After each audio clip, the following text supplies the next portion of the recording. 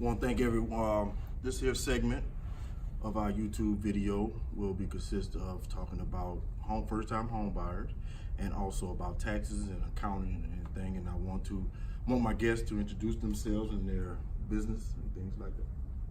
Hello everyone, I'm LaTrinda Williams Clark. I am a real estate agent with eXp Realty. I have been a realtor for 19 years now, and I am also a professor here at Southern University. Hello, I'm Claudia Dixon with J. Beck Accounting and Consulting. We're a local accounting firm. We handle bookkeeping, accounting, tax preparation, payroll, and I'm also a financial consultant. And also, again, my name is Eugene Rico Williams, CEO and founder of Men and Women of Empowerment. Okay, as we start off our segment, we're going to have a couple of questions and things I would like for Ms. LaTrinda and Ms. Claudia to ask, especially when it's dealing with when purchasing your home for the first time. So these questions that you might be scared to ask or might not know, that's what these beautiful queens are here for, to answer and put that information out. So we're going to go on with the first question. The first question is, what's the starting process to becoming a homeowner, or what advice can you provide to a first-time home buyer? All right, I guess I will start there. The process is easier than most would think as it relates to the process of starting that journey. I mean, because it is a journey. The first thing I always tell people, or my clients or future clients, is to why? Why are you purchasing a home? Did you just get married? Are you wanting to downsize? Are you wanting to, purchase a larger home? You need to sit down and you really need to think through your purpose for wanting to start a journey. And once we've come up with that, be realistic in your goals. I always say. And then the next process is for me to advise you. I always ask clients, do you need help with your financing? Because that is the first thing that you need to do when you make that decision about, hey, I think it's time for me to purchase a home. Even people that are just graduating from college, perfect time to purchase because they can use your the fact that you've been in school and you graduated. You don't necessarily have to be on that job. That was your job, going to school and graduating. The next thing I always advise is taxes. So important. I have talked with Claudia about this on several occasions. You need to make sure you are filing your taxes in the correct way, because the first thing that a lender is going to want you to provide is bank statements, tax returns, at least 2 years, and pay stubs. All right, so once we decide why you want to purchase, the next thing is to make sure that your taxes are done properly. And so what I like to do is let Ms. Claudia talk a little bit about the importance of taxes, especially for first-time home buyers. Yes, so the topic of taxes is usually, oh my gosh, everybody just gets so scared. There's this fear of the IRS. They think the IRS is going to come and kick your door down, and they're going to take your children and your furniture, and that is not the case. So LaTrinda mentioned filing your taxes accurately. Like, that is the number one thing that people do wrong. Everybody wants the largest refund. And she mentioned graduating from college. By the time most of us graduate from college are of the age where we are starting a career, it's time to just get that refund out of your head. Like, it's gone. It's not coming back. There's no more refund. And if you do get a refund, it's not going to be in the days when, you were younger and you had these larger refunds if you have dependents. So number one, don't try to carry other people's children. That's just not going to work. Unless you are truly caring for a child at least 6 months out of the year, that child is not your dependent. Now, in some instances, like if you are a foster parent or you're adopting, there are certain instances where you would be carrying a child and you have fewer months, but talk to your tax preparer about that. So number one, make sure that you're carrying a dependent that is yours. Number two, make sure, especially my self-employed people, that you are claiming all of your income. So if you are paid cash, you know, barbers, beauticians, those of you who are in the heavy cash industries, you do need to track how much money you are making throughout the year, whether it be by putting it in a separate checking account or opening a business checking account. Make sure you are tracking all of your money that you're making so that when it's time to file your taxes, you know how much money you've made and you can claim it accurately. Subsequently, your expenses also need to be tracked accurately.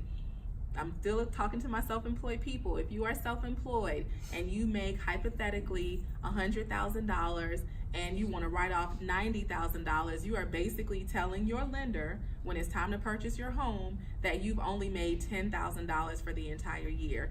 It's very difficult to afford a home when your income is $10,000 a year. So that's just a little quick synopsis, but you know, make sure you're filing accurately, make sure you're claiming dependents who are actually yours, make sure you're being honest about your income, honest about your expenses, and you shouldn't really have any issues. I have a question. Mm-hmm. The situation that was going on right now with the double pay, people getting large amount of their income tax checks and stuff like that. What do you consider, or what would be best to handle this situation that's going on right now? If You mean like with the new tax law? Yes, like say, you know, like not just that, but like checks are coming out now that people are receiving double. Oh yeah. So Yeah. they, you know, like what advice would you give to those who may have received a check? A double that's- payment, yeah. Because I mean, Yeah. that's you know, we human. Right. You You see see 8, that 10, kind of 12, money? 15,000. Right. What? To the bank I That's go. it, I'm So, you gone. know, That's yeah. it. Thank you, Jesus. Thank I you, know Jesus. it's a blessing. 10% on the church. It's a blessing. You know, Right. so Yeah, get what that would 10% you? back from the church. Yeah, definitely. Yeah, so what happened was the state of Louisiana, somebody did something wrong where people were receiving double refunds from the state of Louisiana. It totaled about $26 million in refunds being allocated. And what they found is that it really wasn't the people who were receiving paper checks in the mail, it was the people who had direct deposit. So basically, if your refund was supposed to be $3,000, you received $6,000. So in that instance, you know, it's not your money, you know. And so initially, when I last read about it, they were saying that they were going to try to get the money from the people's accounts, like go into their account and take it. Well, if I try to debit $3,000 and it's not there, what can be done? What they can do is next year or for the next couple years, they'll do what's called a refund offset. So essentially, the state has the authority to take your federal refund and offset your state refund if they find that there's an error. So I imagine, I don't know this for sure, but the people who owe, they're gonna try to, you know, first they're gonna try to debit it, then you're gonna get some very aggressive letters because the state has the authority to stop you from registering your vehicle, from renewing your driver's license. There's a lot of things that they can do, but ideally for the people that simply just don't have the money, they can either set up a payment plan or next year they'll probably that take was your, one of my questions I was Yeah. gonna ask as well. If that, like say that person, you get 6,000 right, and you go pay all your bills, Right. not knowing, oh, I gotta pay this back. What penalty or what can you do to work out to make sure that they Yeah. get their money, and then by the time next tax season come, you'll be okay. you'll be. And So- the thing of it is I'm sure they realize, because for me, from that perspective, I was thinking, if you file and maybe you filed something wrong, let's just say you're expecting $2,000 and you only get $1,500, then you're like, oh, I made a mistake, and they'll usually send you a letter or whatever. So for those of us that thought that, oh, I made a mistake and filed wrong and it was higher than I expected, I mean, those people legitimately spent the money. Like, I don't think that they had malice. So hopefully they won't take the very aggressive road of suspending licenses and Yes. registrations. Hopefully they'll just allow Definitely. people to either pay it over time or offset their refunds in upcoming years. Definitely. Yeah. All right, Ms. LaTrenda, could you explain what does it mean to have a soft pull done to your credit? Well, typically when you have a soft pull, everybody knows that when you're getting ready to go purchase a car or you're going to purchase a home, they expect for you to have more than one pull. Doing that, it may be whether it's a car. Typically, if you go to a dealership or more than one dealership, they know that your credit is going to be pulled multiple times. So it's considered like a soft pull. Or when you're looking for a mortgage and you want to shop, so you have so many days. You don't want, I always say, even if you're going to shop for a mortgage, do your research first. try to, if I wouldn't go beyond, you know, I always, for me personally, I advise my clients to have 3 companies as a max if you want to shop around. Now, the average person will always either go to their bank or let their agent refer them out to a lender. And you can always tell your agent that, hey, you know, I want to check around. So then in that case, I would say, which is a good idea if you choose to take that route, is to at least choose 3 companies that you want to contact. So do your due diligence, do your research, and then let it be 3. So those would be considered soft pulls. They're not going to really hurt your credit, because that's something that all the credit bureaus know that you're going to do. Those hard pulls, or when you're constantly applying for like credit cards, when you're out there applying for back-to-back credit cards, those are the things that could really make your credit plummet, because it just makes it seem like, and you might even get approved for these credit cards, but it's looking like you have, you know, way too much credit. You're pulling, you have too much credit, and so it typically hurts you. You typically get 3 pulls per year. All right, you get, and it normally takes about I think 2 years for that inquiry to fall off. All right, so think about it. So if you know that there is something that you want to apply for, I mean, just, you know, set a goal. Like if you know there's just, I mean, because you need credit. You do, every person should, you know, you need at least 2 major credit cards. You need credit in order for your credit score to build. So if you know that, okay, this year my goal is to apply for, you know, a credit card. My goal is to, you know, apply for, I want to purchase some appliances. Then, you know, be consistent when it comes to 3. That's all you get. If you know, that's it. Do your 3, and if you don't get that first one, you might want to stop, not apply for anything else, and figure out why you got declined. Okay, and then work on that, because you don't want to keep going from place to place and having your credit pulled and you're getting declined, and you don't want to go from place to place, even if you go to 3 stores and apply for store credit and they all approve you, and then you're like, you just, oh my goodness, I'm getting credit. And then you're going out there and you're going to more stores, or applying for more credit cards, or your Cons or your Best Buy. These things that will eventually, they're going to hurt you, especially when you're exceeding that 3 per year. Because some people will do 5 in one day, you know. So again, it's expected that when you're purchasing a car or a house that you're going to have those soft pulls, especially if you're trying to shop around for interest rate, things like that. But I always advise, when you're trying to get a car, especially a car, try to get pre-approved first, so these car lots won't be submitted, run you through multiple companies. That's the best way not to have a ton of soft pulls, is try to get go through your bank first, or get pre-qualified first for that car. I mean, it doesn't work for everybody, but just be mindful, or ask when you go to these car dealerships, look, I don't want 4 or 5 companies pulling my credit. You've looked at my credit, you can tell them who is the best fit for me, for you to run this application through. So, you know, don't allow these car dealerships to just run your credit through 10 different companies. Right. And there's a little statistics, and you can look it up and correct me if I'm wrong. In the African American state, that is one of our biggest downfalls. So be very mindful when you education and buying a vehicle is one of African Americans' biggest thing that carry on with us to the day we close our eyes. So when you purchasing a vehicle, I would definitely say go, like Ms. Latrina said, go get pre-approved from a bank, so you already know what your limit is, and you go on from there. Education, use your education wisely, because it's a possibility you won't get it paid off. It's a possibility you will have to pay a note.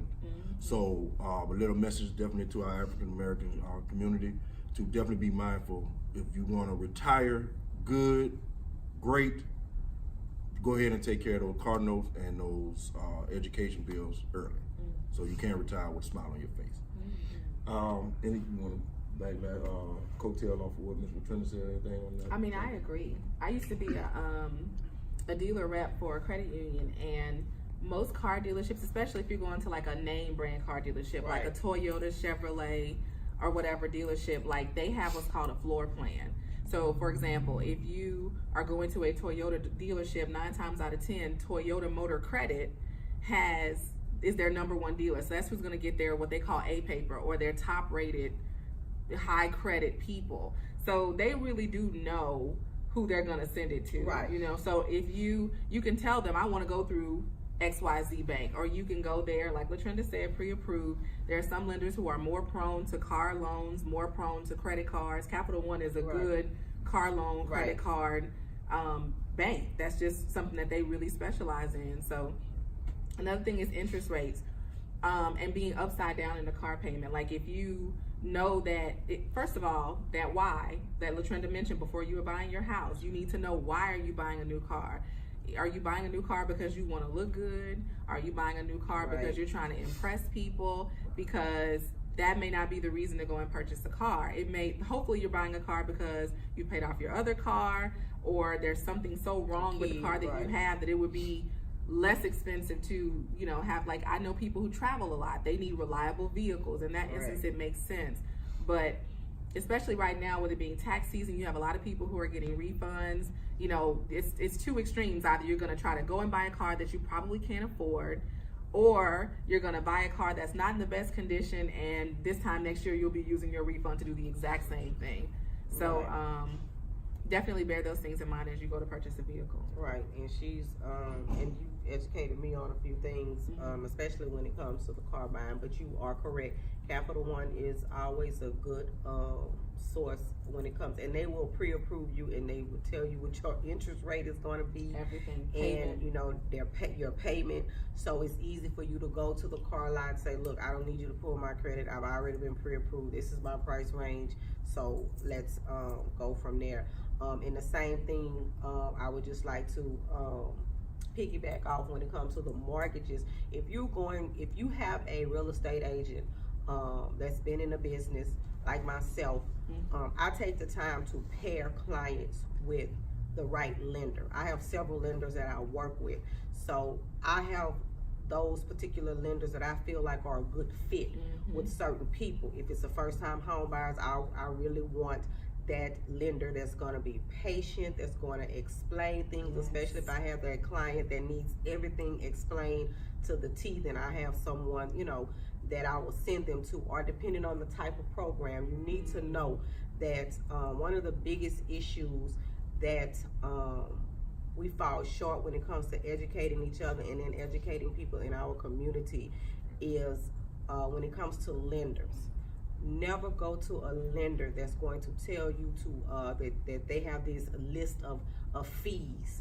The only money that you should be giving a lender is if they ask for a credit report fee, appraisal fee. That's it. Any other fees, it's illegal. You need to run. Do not let these lenders hoodwink you into paying out-of-pocket fees. There's no such thing as we need to lock your rate fee. No. There's no such thing as a rural development fee. No. Now, you might have some brokers out there that may want to charge you a consultation fee, but to be honest, if any lender is charging you a consultation fee to pre-approve you, no. Because no company is going to be charging you a consultation fee. Right. Not to say that there's somebody may or may not do it, but what I am telling you, It's not necessary. it's not necessary. So we need to be mindful even when it comes to lenders. That's why it's so important to ask questions. Don't be afraid to ask questions. Don't be afraid to ask your agent questions, especially when it comes to lenders, because there are lenders out there that are charging illegal fees, and our people are getting caught up in it. So that's some advice that I want to give. Make sure, again, go to somebody reputable when it comes to your taxes. Don't be letting your aunties and your cousins do your taxes. Go to a professional and let them know that, hey, I want to purchase a house this year. Because again, we write off way too much of our income. I have so many clients that come, well, I make $70,000, $80,000 a year, and when we get those tax returns, you only made 30. And then they're upset when we're like, okay, well, you can get approved, but it's gonna be for 120,000 or 130,000. But your eyes, you know that you can afford a $280,000 house, not, but your taxes say otherwise. Right. So it's important, again, know the why. If you know you want to purchase a year, you know the last 2 years your taxes are not on point, then you may need to, you're going to have to reach out to a professional, okay? Not your auntie, unless your auntie is a professional. You know, you need to get with somebody like Claudia that can really help you with your taxes, and definitely inform them that, hey, I want to purchase a home. I need to get this right. And she is awesome, because I've had clients that I've had to send to her that had to get them taxes right so they can get that house. And she's done a phenomenal job with her patience, and you know, she's gonna always be honest with you, you know, when it comes to your tax situation. And she is correct. Once you graduate and once you start making real money, them tax returns are out the door. Trust me. And you reach a point where you just have to say, like, I have to be honest with myself. Like, that's the number one thing. Like, be honest with yourself, understand what you're doing, understand why you're doing it, educate yourself. Like, don't absolutely trust your realtor, but, and I hope that I'm not overstepping when I say this, but be leery of people who are realtors for the buyer and the seller. Like, Well, Speak. and we can have, and we'll have a conversation. The one thing about that is, because as I've been a buyer's agent, and just because I had a house that was listed that my clients wanted, but we have to follow certain guidelines, and I have to be honest with the buyer and the seller. This is a dual agency deal. You need to make sure they're telling you that and being transparent. I can't tell my buyers anything about my sellers. Like, I couldn't tell the buyer, like, oh, my seller, he'll take this much. I can't do that. And no more than I could go and tell that seller, look, I know they approve for this much. I can't do that. The only thing that I am there to do is say, Mr. Buyer, I have a house that I'm selling. If you want to present an offer, I need you to present your highest and best offer, and then I present that to the seller, and I tell the seller, hey, if you want to counter, I can advise him on countering, but I can't tell them how much. So the biggest thing with that is, you do have a lot of agents out there that only want to show you properties that they have listed. And so that becomes a problem. But you'll see that off the bat, because it'll be one of those situations when you're telling you give your agent certain criteria that you want. But if you telling them, I only want to see houses in this area, and they're only showing me this particular house, then what you need to do is then you start asking questions. Well, who has this house listed? Is this one of your listings? Is it, you know, is this only your company's listings? Because as agents, we can sell a house that's listed under anybody, and I think that's something that we really need to discuss, because at the end of the day, a lot of people don't know that if I work for EXP, I don't just have to sell an EXP house. It could be listed by Keller Williams, CJ Brown, Remax, you know, any company out there. I can sell that house, okay? Even if it's a for sale by owner, contact your agent and say, hey, I found a for sale by owner, because a lot of times for sale by owners, we can contact them and we can work with them. So just, you know, the one thing about real estate is the same, you know, any business that you have, even when it comes to taxes, you know, we expect, you know, we make our money, especially agents, from sellers, not buyers. It doesn't cost a buyer anything to hire an agent. And so a lot of times people think, oh, I saw this house, oh, I need to contact that agent because my agent doesn't have it listed. No, that's not Even so. if you're texting for information, that's the new thing now. Like, they have a little thing at the top that says, text, you want information about this house, text this number. You are giving that realtor your cell phone number. You're giving them your contact information. So call your own realtor. Call your own realtor. That's right. Say, look, this is the address. Look it up. Look it up. And let your agent do that. Loyalty is big in real estate. That's what we expect from our clients. And so So you definitely did bring up a good point, because you definitely do want to be leery only when agents want to show you their listings. Yeah. I mean, at the end of the day, I'm showing you whatever you want to see. Because I have a better chance of finding you what you want if I'm listening to your criteria and you tell me what you want. Yes. So yeah, no, it's important to be leery of anybody in any field. You know, so you are definitely correct. When it comes And to I'm glad that you answered that question about you working for this agency and you want to buy a home that maybe have Keller or someone else, and not, you can still do that.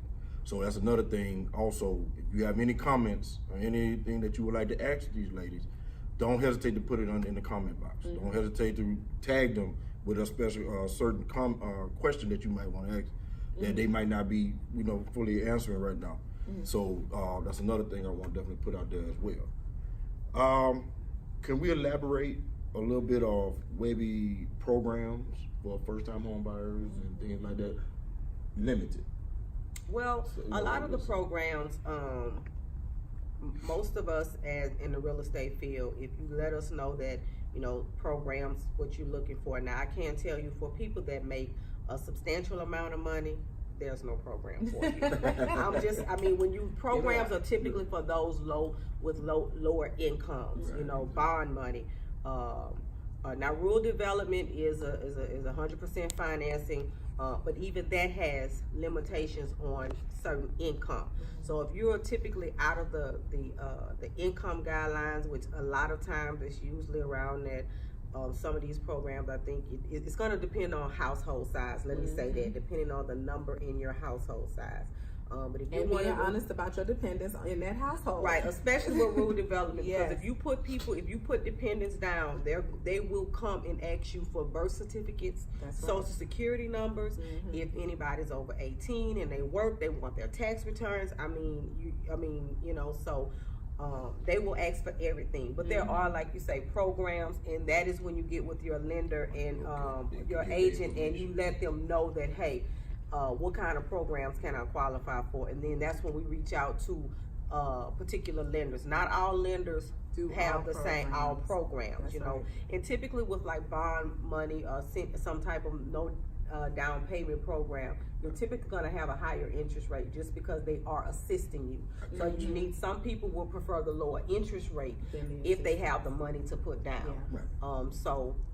Like Yeah. me, I had what's called a 203K loan. Right. So, Trenda was my amazing realtor. And that's another thing. Make sure that your realtor understands your loan, because not all realtors understood the type of loan that I had. And there were guidelines through the buying process that if she wasn't familiar with it, it would not have helped me. So 203K is just a loan where you purchase a home that may need repairs, and then you receive a certain amount of money in order to do the repairs to the home, and it's rolled into the total amount of your loan. And I got that kind of loan, and it was very beneficial to me. Now, I flooded shortly thereafter, but it was still a very beneficial loan for me. So Right, and it's a wonderful loan for someone that doesn't mind purchasing a property that needs work. Yeah. You need to be patient in the process though with that particular loan, and you have to have a true licensed contractor, Yes. bonded. He has to have his insurance, and typically these contractors need to be able to have a lot of this money up front, Yes. because they're not just going to get this lump sum. So so it can't be cousin Pookie them. Right. My cousin, he a contractor. Not if he don't have no insurance, he not licensed, and he doesn't have Just in a case. really good contractor will be able to front some of this cost until he can recoup it, because That's he's right. only going to get, his money is going to come in a draw. Right. Okay, Based so upon completion. right, Yeah. and so he, that's important to know. But yeah, that's a awesome little program if you definitely want to purchase. If you're one of those people that want to purchase a property that needs the work, but definitely be patient in the process. Oh, yes. Definitely. You have to be. Right. Okay. Well, we're gonna move on to closing remarks, and anything that you ladies would like to say. I want to say real quickly, from a tax return perspective, for those of you out there who do not understand what married filing jointly and married filing separately means. Okay, married filing separately does not mean that you and your spouse are filing separate tax returns. It doesn't mean, oh, I want my wife to get a refund and I'm not entitled to a refund, so therefore we're gonna file separately. No, married filing separately means that you have been separated at least the last 6 months of the year. So if you and your wife have not been living separately, or you and your husband, spouse, have not been living in separate domiciles, taking care of 2 separate households for at least 6 months or the last 6 months of the year, you cannot file separately. That is a gross misconception, and a lot of people don't understand how that means. So if you are separated for the month of December, you're filing jointly. If you are not getting along but you still live in the same house, sleeping in separate bedrooms, you're filing jointly. If he has made you mad and you put him out in April, congratulations, you can file separately as long as you guys are still separated as of December 31. So I just wanted to clear that up because there seems to be like some confusion there, and it could, like in the state of Louisiana, I don't think we have legal separation, but you will have to prove if you're ever audited that you, and so if there's a situation where your husband owes income tax fees, or he owes income taxes and you don't, and you want your refund, there is something that you can file that's called a I can't think of the name of it right now, injured spouse. You can do an innocent spouse or an injured spouse. Thank you. So consider those options when you're talking to your tax preparer, but you know, you should let's just clarify that right out the gate. And if y'all have additional questions, you're more than welcome to put that in the comments, and I'll be happy to answer. That's my closing remarks. Well, my basic closing remarks is look, a lot of people don't even realize that they can purchase a home. So my thing is, be mindful of your credit scores. That's the biggest thing. That's a killer, because a lot of us, we don't teach our kids the importance of credit scores. You need credit. That doesn't mean go out there and get a ton of it, but you need it, because credit scores are important. The biggest thing for me is just know the why. All right, when it comes to buying a process, it's not a process that takes 3-6 months. From start to finish, it could be a 2-month process. It could be a 3-month process. It's really going to depend on you, the person, and you being realistic about what you qualify for, what you can afford, and making those things fit. You know, you can't be qualified for $150,000, but you're looking at $250,000 homes, and you know, are you think you're, as agents, we can snap our fingers and make miracles happen. That's right. We cannot. So yeah, be realistic. Put a lot of thought into the process, the question of why, and once you've done that, consult a real estate agent for the rest of the process, and we can explain it to you from start to finish. If you have any other questions, because I know we don't really want to get into too much, but put those questions in the comment section. We'll both have contact information if you want to reach out and contact us with any of your questions. But just know that everybody deserves to purchase their own home. Yes. Definitely. All right. First, before I move on with my closing remarks, well, I want to salute to all tax workers and also all realtors that we all is one.